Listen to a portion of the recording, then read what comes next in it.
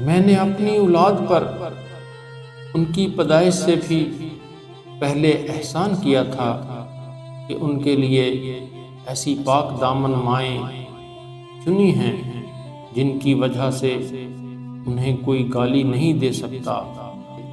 انسان میں اس کی حسین آواز کہ اور کوئی چیز خوبصورت نہیں ہے۔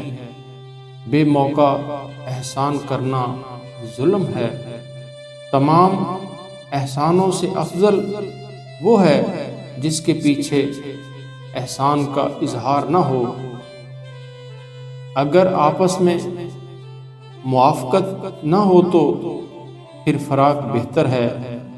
جس نے لوگوں سے جتنا میل ملاپ رکھا اتنا ہی ان سے رنج دیکھے گا، کیونکہ ان کی طبیعت میں بغاوت اور ظلم بھرا ہوا ہے۔